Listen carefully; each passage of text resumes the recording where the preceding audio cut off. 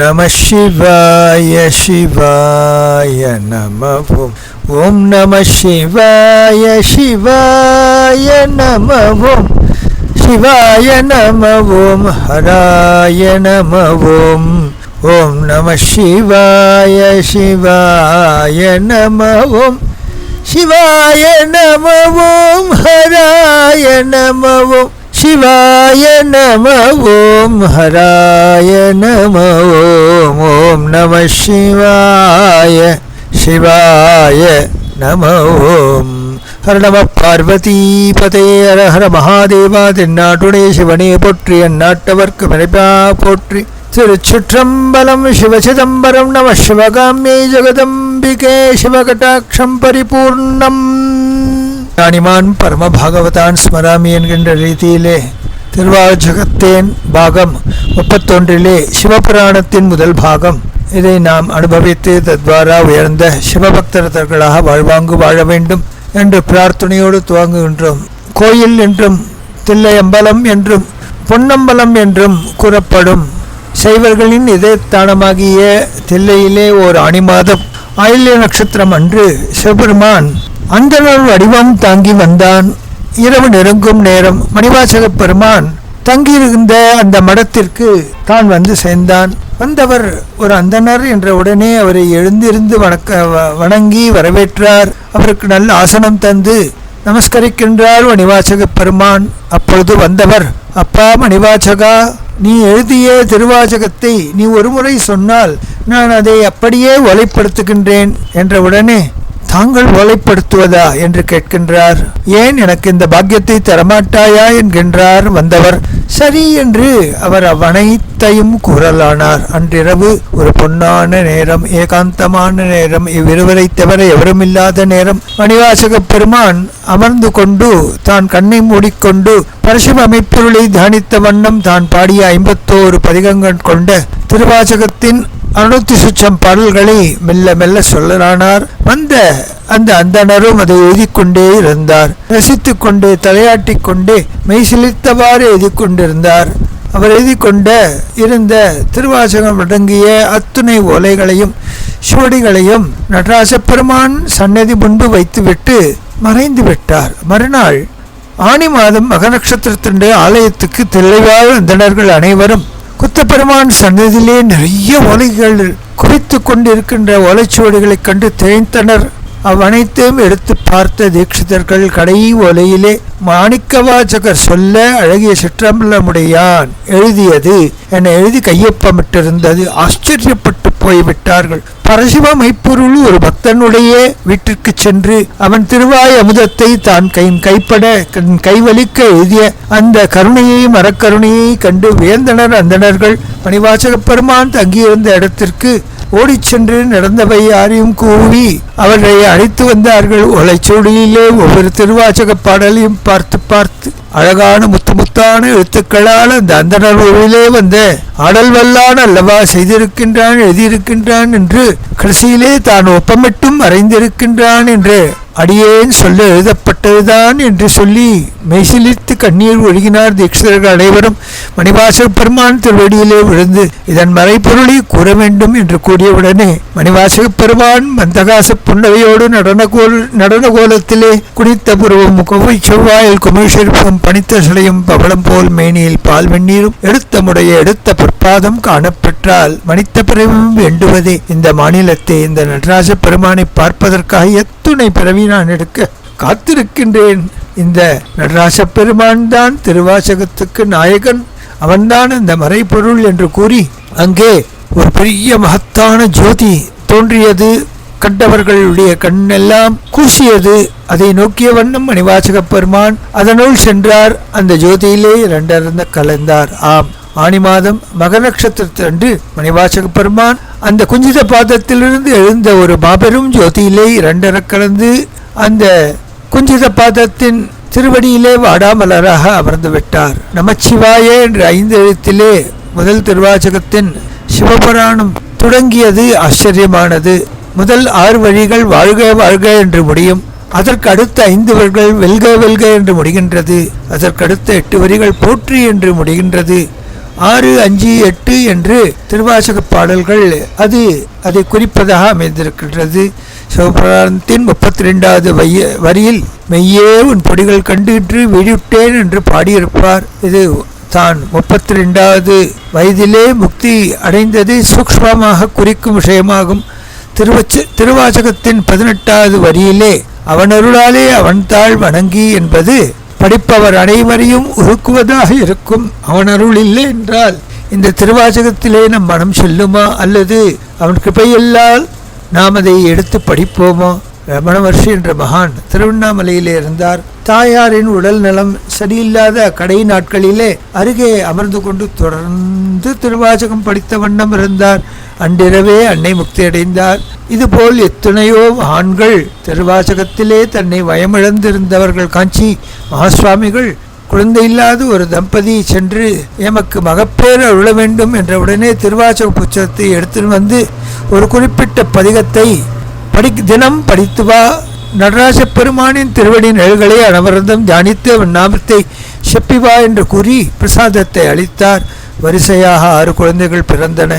இறந்த வீட்டிலே ஓலமிடுதலை நிறுத்திவிட்டு திருவாசகத்தை முற்றோதுமோட புல்லாகி பூடாய் புழுவாய் மரமாகி பல்விரகமாய் பறவையாய் பாம்பாய் கல்லாய் மனிதராய் பேயாய் கணங்களாய் என்று அதிமிகமாக அழகாக பட்டியலிட்டு செல்கின்ற நம்முடைய பல்வேறு உருவங்களை, சுவை நிறைந்த திருவாசகத்தின் பெருமைகளை ஆங்காங்கே அவர் வர்ண ஜாலங்களினாலே, வார்த்தை ஜாலங்களினாலே நம் மனதை கொள்ளை கொண்டே செல்கின்றார்.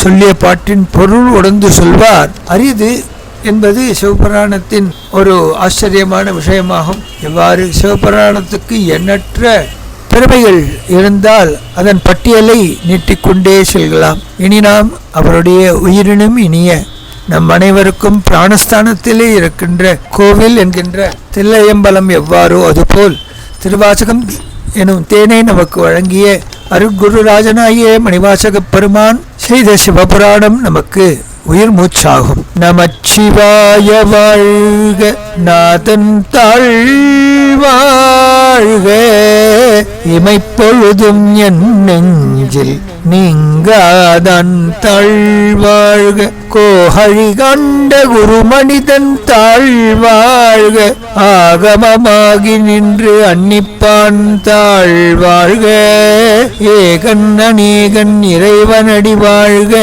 வேகம் கெடுத்தாண்டவேந்த நடிவெல்க, பிறப்பு அறுக்கும் பிஞகந்தன் பெய்கழல்கள் வெல்க, புறத்தார்க்கு ஷேயாந்தன் பூங்கழல்கள் வெல்க, கரங்குவிவாருள் மகிழும் கோன்கழல்கள் வெல்க, சிறங்குவிவாரும் குவிக்கும் ஷீரோன் கழல் வெல்க. நமச்சிவாய வாழ்க. பழமைக்கும் பழமையான மூலத்திற்கும் மூலப்பொருளாக இருக்கின்ற சிவபெருமான் பரசிவ மெய்ப்பொருள் அவன் வாழ்க, அவன் பெருமை வாழ்க, அவனுடைய திருவடி வாழ்க, அவருடைய நாமம் வாழ்க, எங்கும் சிவமயமாக இருக்க அவன் அருள் புரிவானாக என்று நமச்சிவாய பரம்பொருளை முதலே வணங்கி துவங்குகின்றார். வாழ்க நமஹா என்றால் வணக்கம், சிவாய நமஹா அதுதான் பஞ்சாட்சரத்தை திருப்பி போட்டு இவர் சொல்கின்றார். ஓம் ஹ்ரீம் நமசிவாயா என்ற மூல மந்திரத்தை தமிழிலே இவ்வாறு செய்து நமச்சிவாயா எனும் 5 எழுத்து நிலை பெறுக, யாண்டும் நீடித்து நிலைக்க, அனைத்து ஜீவராசிகளுக்கும் முக்தியை நல்கும் இந்த உயர்ந்த மந்திர பொருள் அவர்கள் திருவாயிலே ஆண்டும் இலங்குக என்று பிரார்த்தனையோடு துவங்குகின்றார். நாதன் தாழ்வாழ்க, நமக்கு நாதனான பிராணநாதனான நம் உயிரான தலைவன் தன் திருவடி திருவடிகள் வெல்க வாழ்க, இமைப்பொழுதும் என் நெஞ்சில் நீங்காதான் தாழ்வாழ்க. கண்கள் இமைக்காத ஒரு நிலை தேவர்களுக்கும் முனிவர்களுக்கும் உண்டு. ஆனால் அனைத்து ஜீவராசிகளுக்கும் கண்ணை சிமிட்டித்தானே ஆக வேண்டும். அந்த சிமிட்டும் நேரம் இமைப்பொழுது என்று அர்த்தம் பெறும். இமைப்பொழுதும் அந்த ஒரு கண நேரம் கூட என் நெஞ்சில் நீங்காதான் தாழ்வாழ்க, அந்த நமச்சிவாய பழம்பொருள், முதுமைப் பொருள், மூலப்பொருள், பிரேமையை நல்கும் பொருள், ஞானத்தை வழங்கும் பொருள் அந்த சிவபெருமான், அந்த மூலப்பொருள் பரசிவ மெய்ப்பொருள் வாழட்டும், அவன் திருவடிகள் வாழட்டும். இமைப்பொழுதும் ஒரு கண நேரமும் என் நெஞ்சில் விட்டு நீங்காத பரசிவ மெய்ப்பொருளின் திருவடிதான் வாழ்க, வாழட்டும், நிலை பெறட்டும், எங்கும் உலகம் சிவமயமாக ஆகட்டும். கோகழி ஆண்ட குருமனிதன் தாழ்வாழ்க. கோகழி என்றால் திருப்பெருந்துறை எனும் சிவஸ்தலமாகும். உயர்ந்ததான புராதனமான சிவஸ்தலம். இந்த சிவஸ்தலம் ஆவுடையார் கோவில் என்றும் திருப்பெருந்துறை என்றும் ஆத்மநாத சுவாமி யோகாம்பாள் உடனாயே அருளாட்சி பண்ணுகின்ற அக்னிதீர்த்த திருத்தல கரையிலே அமர்ந்துள்ள திருத்தலங்கள். உலக உயிர்கள் அனைத்தும் வீடு பேருவை அடைவதற்கு சாதனமாக ஆகிய யோகத்தை செய்வதற்காக இறைவன் திருப்பெருந்தரை தனியிலே குருந்த விருட்சத்தின் கீழ் அமர்ந்து மணிவாசக பெருமானை ஆண்டு கொண்டு அவர் தன்வயப்பட்டு குருபரனாக வந்த அப்பரசிவ மெய்ப்பொருளின் திருவடியிலே லயித்த மனமுடையவராக அரசன் குதிரைகள் வாங்க தந்த பணத்தை அனைத்தையும் கோவில் கட்டி மகிழ்ந்தார். இக்கோவிலிலே ஆவுடையார் என்ற பரசிவ மெய்ப்பொருளின் ஆவுடை மட்டும்தான் உண்டு. அந்த ஆவுடைக்கு தான் பூஜை அனைத்தும். ஆனால் இறைவன் தன் மனத்தையும் வென்ற அந்த வாதவூரான் மணிவாசக பெருமானின் பெருமையை வைகையிலே வெள்ளத்தை பெருக்கி அதை தடுக்க வந்த வேலையாளாக பிட்டுக்கு மண் சுமந்த பெருமானாக வந்து பண் சுமந்த பாடல் பரிசு படைத்தருளும் பெண் சுமந்த பாகத்தன் பெம்பான் பெரும் துறையான் வெண் சுமந்த கீர்த்தி வியன் மண்டலத்து ஈசன் கண் சுமந்த நெற்றிக் கடவுள் கலிமதுரை மண் சுமந்து கூலி கொண்டு அக்கோவால் முத்துண்டு புன் சுமந்த பொன்மேனி பாடு துங்கா நம்மானாய். ஆயிரம் ஆயிரம் பண்களை சுமந்த பாடல்களை செய்த நாவுக்கரச பெருமான் அவ்வாறு படைப்பவர்கள் பரிசு பெற வேண்டும் என்று படைப்பார்கள். அடியேனை பகவான் எதற்காக படைத்தான்? பெண் சுமந்த பாகத்தானை பெரும்புரையானை வீண் சுமந்த கீர்த்தி உழைய வேண்மன்னல் ஈசனை பாட வேண்டும் என்று படைத்தான். அந்த ஈசனோ கண் சுமந்த நெற்றிக் கடவுள், என்னுடைய நாயகன் பரசிவ மெய்ப்பொருள். அக்கடவுள் கலிமதுரை மண் சுமந்து மதுரையிலே ஒரு மூதாட்டி பெரிய சிவபக்தை வெளியிலே தெரியாது. அவள் நிதமும் புட்டு விட்டு அதிலே வருகின்ற பணத்தை கொண்டு தன் வயிற்றை கழுவி வந்தாள். இவருடைய பக்தியை உலகுக்கு எடுத்து காட்ட வேண்டும் என்று நினைத்தான். வீட்டிற்கொருவர் வந்து வைகையை பெருக்கெடுத்து ஓடுகின்றது, அதன் அடைப்பை அடைக்க வேண்டும் என்று மதுரை மன்னன் ஆணையிட்டான். அவ்வாறு அந்த பாட்டுக்கு யாரும் இல்லாததினாலே இறைவனே கூலியாளாக வந்து நிறைய புட்டை வாங்கி தின்றான். ஒரே ஒரு கூடை மண்ணை எடுத்து வீசிவிட்டு படுத்து விட்டான். அந்த மண்ணை எடுத்து போடும் அக்கலையத்தையே தலையணையாக வைத்து கொண்டு படுத்திருந்தான். அரசன் வந்தான், வெகுண்டான். அனைத்து ஜென்மங்களும் அனைத்து மக்களும் பெரும் பாடுபட்டு மண்ணை கொண்டு அடைத்த வண்ணம் இருக்க இவன் மட்டும் படுத்திருக்கின்றானே என்று ஒரு சாட்டை எடுத்து வீசினான். அவன் மீது பட்ட அடி சகல சராச்சரத்திலிருந்தும் அத்துணை ஜீவர்களுக்கும் அரசனுக்கும் பட்டது. ஆஹா, வந்தவன் சாதாரண மனிதன் அல்ல என்று நினைத்தான். மண் சுமந்து கூலி கொண்டு அக்கோவால் மொத்துண்டு புன் சுமந்த பொன்மேனியனை படுத்துங்கானம்மானாய் என்று மணிவாசக பெருமான் அம்மானை பாட்டை திரு அண்ணாமலையில் அமர்ந்து கொண்டு பாடும் வேளையிலே மதுரையின் இந்த லீலையை வர்ணித்து பாடுகின்றார். அப்பேற்பட்ட வாதவூராருக்கு அசரீரியாக பகவான் பதிலிருக்கின்றான். இனி இக்கோவிலிலே அனைத்து விதமான விசேஷங்களும் வாதவூரானுக்குத்தான் செய்ய வேண்டும் என்று கூறிவிட்டார். தன்னுடைய அத்துணை வாகனங்களையும் அவருக்கே தந்து அவருக்கே பிரம்மோற்சவம் நடக்கும் ஒரே ஒரு திருக்கோவில். தன் அடியானுக்கு தெய்வ துல்லியமான ஸ்தானத்தை தந்து அவனுக்கு அத்துணை உற்சவாதிகளையும் நடத்தி அதை இறைவன் பார்த்து மகிழ்ந்த திருத்தலம். அடியானுக்கும் அடியானாக வந்த அவனை ஆண்டு அவனுக்கு ஞானபோதம் தந்து திருவாசகத்தேனை நமக்கு நல்கி இவ்வாறு அவனருளாலே அவன்தான் வழங்கும் பக்குவத்தையும் நமக்கு தந்த பரசிவமை பொருள் கோஹழி ஆண்ட திருப்பெரும் தரையினிலே இந்த மணிவாசக பெருமானை ஆண்ட, அதாவது ஆவுடையார் கோவிலிலே உரைகின்ற இந்த மூலமை பொருள் ஒரு மணி தன் தாழ்வாழ்க. மூர்த்தி தலம் தீர்த்தம் என்று உரைவாருக்கு ஒரு வார்த்தை சொல்ல குருவாய்க்கும் பராபரமே என்று பட்டினத்தடிகள் கூறியபடி போல் சாட்சாத்து அந்த வடமூலவாசியே ஆத்மமூலநாதராக இங்கு யோகாம்பாள் சமேதராக இருந்து அருளாட்சி பண்ணி இவரை அழைத்து வாவென்று அழைத்து அவருடைய திருச்செவியிலே ஞானபோதமாகிய பெரும் அமிர்ததாரையை வருஷித்து ஆட்கொண்ட இடம். எனவே அவர் சொல்கின்றார், கோஹழியண்ட குருமணி தன் தாழ்வாழ்க ஆகமமாகி நின்று அன்னிப்பான் தாழ்வாழ்க. இறையை பற்றி கூறும் நூல் ஆகமம் என்று பெயர். ஆகமம் என்றால் அன்னித்தல், நெருங்குதல்.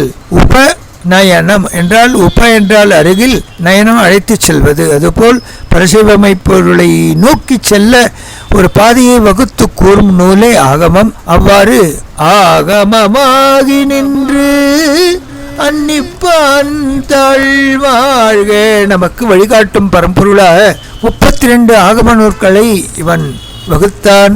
சைவ சமய சித்தாந்தத்திலே 32 ஆகமங்கள் காண கிடைக்கின்றன. இந்த ஆகமங்கள் அனைத்தும் எங்கு இருக்கின்றன என்றால், அனைத்து சிவாலயங்களிலும் முதலிலே தோன்றியதாக கருதப்படுவது இறைவனால் படைக்கப்பட்ட ஆதி மூல ஸ்தானம் க்ஷேத்திரம் திருமுதுகுன்றம் விருத்தகிரி என்று பழமலைநாதர் பெரியராகி உடனாக பாலாம்பாளுடன் உடனாகி இருந்து அருளாட்சி பண்ணுகின்ற திருத்தலம். இவ்விடத்திலே சுப்பிரமணிய சுவாமி 32 லிங்க பிரதிஷ்டை செய்து பூஜை செய்கின்றாள். அம்பாள் ஏனப்பா 32 உருவத்திலே வழிபடுகின்றாய் என்று கேட்கும்போது தாயாருக்கு கூறுகின்றான், அந்த சுப்பிரமணிய சுவாமி 32 ஆகமத்தையே 32 சிவலிங்கமாக இங்கு பூஜிக்கின்றேன். அந்தந்த ஆகமத்தை பயிலுவோர், அதன் வழி நடப்போர், அதன் வழி பூஜை செய்வோர் இங்கு வந்து அந்தந்த லிங்காகார மூர்த்தியை உபாசித்து அவர்களுக்கு அபிஷேகாதிகளை செய்து உய்ய வேண்டும் என்ற ஒரே நோக்கத்தோடு செய்கின்றேன் என்ற உடனே ஆமோதனம் செய்கின்றாள் அமோதனாம்பாள். ஏகனேகன் இறைவன் அடிவாழ்க.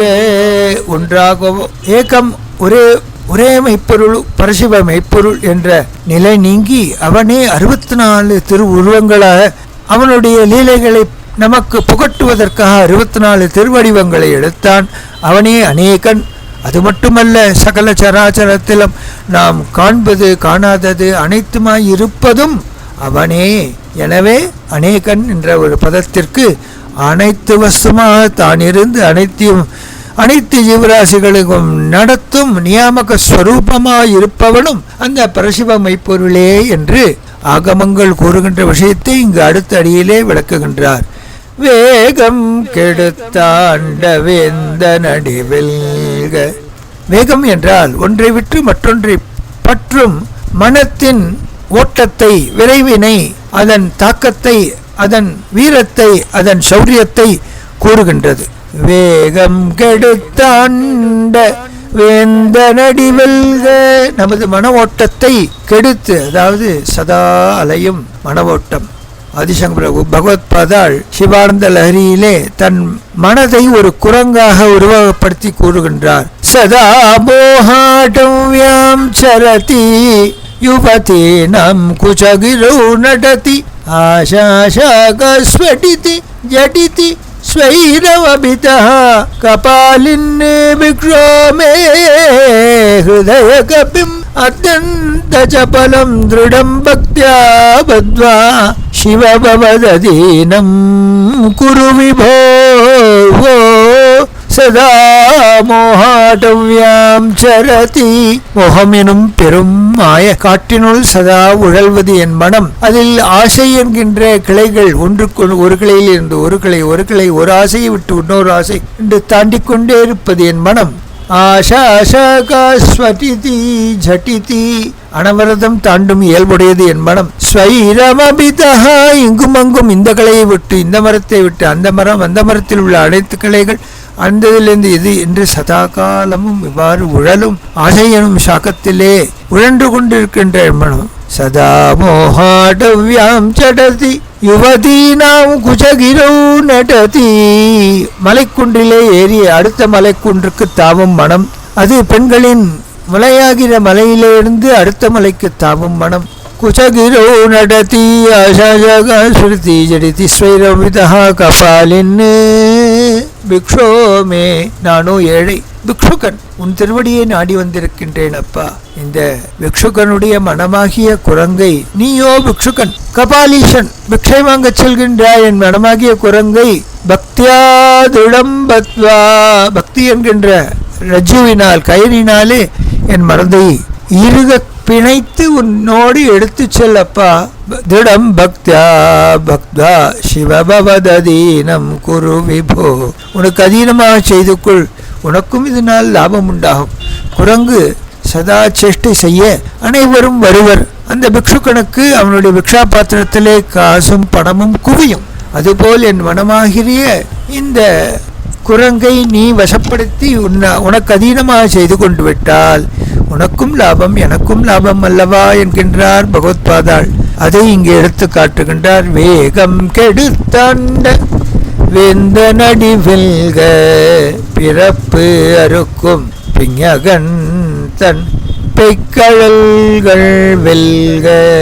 பிஞகன் என்றால் தலை அலங்காரமுடையவன். சிவபெருமான் தன்னுடைய ஜட்டாமுகுடங்களை அலகபாரங்களை பெரும் நீண்ட நீள்முடியுடையவன். அவன் பிறை சந்திரனை ஏந்தியிருப்பான். குளிர் கங்கையை தலையிலே அழகாக சூடியிருக்கின்றான்.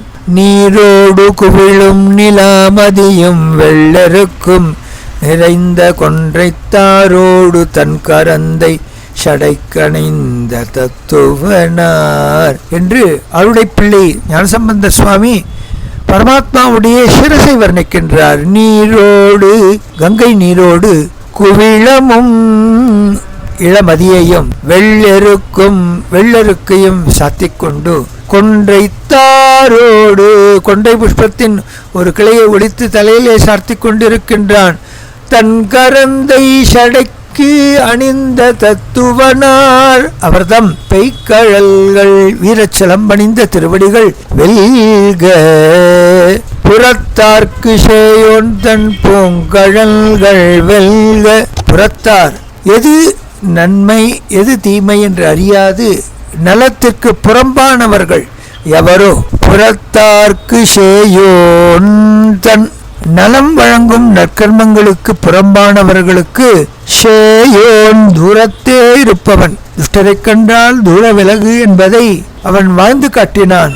தூரத்தே உள்ளவன் பூங்கழல்கள் மலர் போன்ற அவன் திருவடிகள் வெல்க. கரம் குவிவார் உள்மகிழும் கொன்கழல்கள் வெல்க. கரம் குவிவார், இறைவனை சிரம் மீது கரம் குவித்து ஓம் நம சிவாயா என்ற மகாமந்திரத்தை உறக்க கத்திக்கொண்டு காதலாகி கசிந்து கண்ணீர் மல்கி ஓதுவார் கூட்டத்திலே நாமும் ஒருவாராய் ஆகி அவ்வாறு கரம் குவிவார் கை குவிப்பார் தம் கோன்கழல்கள் அவர்களுக்கு தலைவராகிய அந்த பரசிவமை பொருளின் கழல்கள் திருவடி தாமரைகள் வெல்க. சிரம் குவிவார் ஒங்கு வைக்கும் சிரோன் கழல் வெல்க. எவ்வளவோ தேவதைகள் 33 கோடி தேவதைகள் இருந்தாலும் ஆதிமூல மெய்ப்பொருள் ஆதி சைவ பொருள் பரசிவ மெய்ப்பொருள் எது என்றால் அது ஒன்று. அது அனாதி காலத்திலிருந்து இருக்கும் வஸ்துவாகும். அப்பேற்பட்ட அந்த ஆதிமூல பொருள் தனை, அந்த கோன் தனை சிரம் குவிப்பார், எவ்விடத்தை கண்டாலும் கையை சிரம் மீது குவித்து ஓங்குவிக்கும். அவ்வாறு அவர்களை ஓங்குவிக்கும், அவர்களை ஊக்குவிக்கும், அவர்களுக்கு உற்சாகத்தை தரக்கூடியவன், அவர்களுக்கு பிராணாதாரனாக இருப்பவன், அவர்களின் பிரேமைக்கு ஆதாரமாக இருப்பவன், அவர்களின் ஞானத்திற்கு ஆதாரமாக இருப்பவன், அவர்களின் அனைத்து விதமான நன்மைகளுக்கும் மூலாதாரமாக இருக்கக்கூடிய பரசிவ மெய்ப்பொருள் தன் கழல்கள் வெல்க. அவனுடைய திருவடிக்கடல்கள் வெல்லட்டும் என்று முதல் 10 வரிகளின் உள்ளார்ந்த அர்த்தத்தை மேலோடு சொல்லி, இந்த திருவாசகத்தேனின் ஒரு ஒரு பானை சோற்றிற்கு ஒரு சோறு பதம் என்பது போல் தேன் என்பதை அப்படியே வாரி குடிக்காமல் ஒரு துளி நாக்கின் நுவில் பட்டாலும் அதன் சுவையே சுவைதான் அல்லவா. திருவாசகம் எனும் ஞானக்கடல், அந்த தேன்கடல், அந்த அமிர்தக்கடல், அந்த தீஞ்சுவை மிக்கடான அக்கடலிலே மூழ்க முயற்சித்தால் மூழ்கி விடுவோம், வெளியே வரமாட்டோம். அப்பேற்பட்ட தன்னை அடைந்தாரை காக்கும் கடவுள் அவனே, ரட்சிக்கும் கடவுள் அவனே. நம்மை சிருஷ்டித்தான். புல்லாகி பூடாகி பல்விருகமாகி பாம்பாகி இருந்த நம்மை பறவையாய் பாம்பாய் கல்லாய் மனிதராய் பேயாய் கணங்களாய் வல்லசுரராய் செல்லாது நின்ற தாவர சங்கமத்துள் நம்மையும் படைத்து நமக்கும் ஒரு ஸ்திதியிலிருந்து ஒரு நிலையிலிருந்து அடுத்த நிலை என்று ஒவ்வொரு ஜென்மந்தோறும் நாம் செய்யும் நல்ல காரியங்களுக்கு இறைவன் தலையசைத்து நாம் செய்யும் பக்தி லவலேசமானாலும் அதை ஆதரித்து நம்மையும் ஒரு பொருட்டாக்கி நம்மையும் ஆண்டு கொண்ட அப்பரசிவ மெய்ப்பொருள் அவன் திருவடிகள் வெல்க, அவன் கரம் குவிப்பாரை ஒங்குவிக்கும் ஷீரான், அந்த ஷீரோன் கடல்கள் வெல்க என்ற இந்த வாக்கியத்தோடு இப்பகுதியை முடிப்பது. இதன் வாயிலாக இதை கேட்பவர் அனைவரும் நலமாக வாழ்வர், மிகவும் பொன்னான வாழ்வு அவர்களுக்கு அமையும். இந்த மணிவாசக பெருந்தகையாரின் திவ்ய திருவடி இணை நிழல்களை நாம் தியானித்து அவருடைய திருவார்த்தையிலே லவலேசம் நம் மனது போனாலும் அந்த ஒரு கண நேரம், அந்த இமை பொழுது போரும் நம்மை உய்விப்பதற்கு திருப்பெருந்துறை சென்று அந்த ஈசன் திருவடி கடல்களை நாம் நமஸ்கரிக்கும் பொழுது சிவபுராணத்தில் ஒரு வரி சொல்லிவிட்டால், என் அடியான் மணிவாசகனின் நாமத்தில் அவனுடைய திருவாயிலிருந்த வெளிப்போந்த அமுதத்தை இவன் கூறுகின்றானே, இவனுக்கு அருள வேண்டும் என்று அந்த யோகாம்பாள் உடனாயே அந்த மூலநாத சுவாமி நம்மை ஆட்கொள்ள வருவான் என்பது திண்ணம். அந்த மகத்தான விசுவாசத்தோடு அடுத்த பதிவிற்கு நாம் காத்திருப்போம். திருச்சிற்றம்பலம். சிவசிதம்பரம் மணிவாசகப் பெருமான் திருவடி நிழல்களே சரணம், அநேக சரணம்.